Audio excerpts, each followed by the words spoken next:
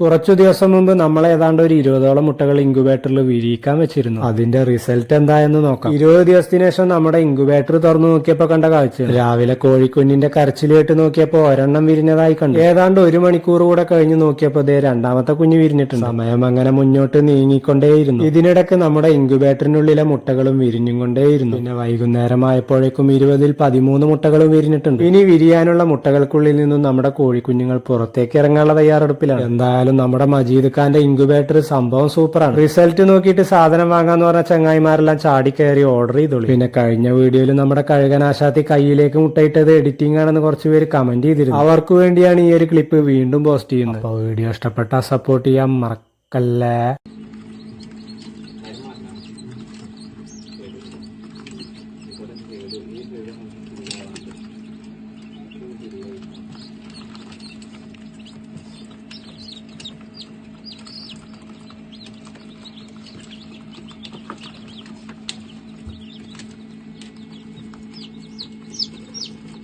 അപ്പൊ നിങ്ങൾ വീട്ടിൽ കോഴി വളർത്തുന്നുണ്ടോ?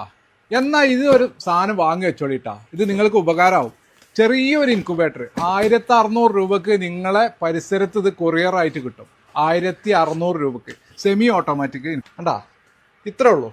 വളരെ ഈസി ആയിട്ട് തന്നെ നമുക്ക് നല്ല എന്താ വൃത്തിയായിട്ട് കോഴിക്കുഞ്ഞുങ്ങളെ വിരിയിച്ചെടുക്കാം. ചെറിയൊരു ഇൻക്യുബേറ്റർ ഏകദേശം ഒരു 2-3 കോഴിക്ക് അടവെക്കണ മുട്ട ഇതിനകത്ത് വിരിയിച്ചെടുക്കാം. വേറൊരു മോഡല് ബോക്സ് തുറക്കാതെ തന്നെ നമുക്ക് ഇതിനകത്ത് മുട്ട നീക്കി വെക്കാൻ പറ്റുന്നതാണ് സെമി ഓട്ടോമാറ്റിക്. ഇതിന്റെ റേറ്റ് വരുന്നത് കൊറിയർ ചാർജ് അടക്കം 1950 കേട്ടോ. ഇതിനകത്ത് ഇങ്ങനെ വരാം. ഇവിടെ ഈ ലിവർ വലിക്കുമ്പോൾ ഇതിന് മുട്ട അങ്ങോട്ടും ഇങ്ങോട്ടും തിരിയും. പിന്നെ അതേപോലെ തന്നെ ഫുള്ളായിട്ട് ഓട്ടോമാറ്റിക്. നമ്മൾ തിരിക്കൊന്നും വേണ്ട. നമ്മൾ വെള്ളം മുട്ടയും ഇതിലേക്ക് വെച്ചുകൊടുത്താൽ മതി. ഇടക്കൊന്ന് തുറന്നു നോക്കണം കേട്ടോ. ഇതിന്റെ റേറ്റ് വരുന്നത് 3200 കേട്ടോ. 3200 രൂപയ്ക്ക് നിങ്ങളെ പരിസരത്ത് ഇത് കൊറിയർ ആയിട്ട് എത്തും. സ്ക്രീനിൽ നമ്പർ ഉണ്ടാവും, അപ്പൊ വിളിക്കാൻ മറക്കണ്ട. ഓട്ടോമാറ്റിക്കിന്റെ പ്രത്യേകത എന്ന് വെച്ചാൽ ഇതിന് മോട്ടർ ഉണ്ട്. നേരത്തെ സെമി ഓട്ടോമാറ്റിക് ആകുമ്പോൾ നമ്മൾ ലിവർ ടൈപ്പാണ്. ലിവർ പിടിച്ച് വലിച്ചു കഴിഞ്ഞാൽ അങ്ങോട്ടും ഇങ്ങോട്ടും ഇളകും. ഇതിന് ഓട്ടോമാറ്റിക് ഉണ്ട്. അതൊക്കെ ടൈമർ സെറ്റിങ്സ് ഒക്കെ ഉണ്ട് കേട്ടോ. അപ്പൊ ഫുള്ള് ഡീറ്റെയിൽ ആയിട്ട് നിങ്ങൾക്ക് അറിയണം എന്നുണ്ടെങ്കിൽ നമ്മളെ മജീദ് ഖാന്റെ നമ്പർ ഉണ്ടാവും സ്ക്രീനിൽ. അപ്പൊ വിളിക്കാൻ മറക്കരുത്. എവിടെ വേണമെങ്കിലും കൊറിയർ ആയിട്ട് എത്തിക്കും.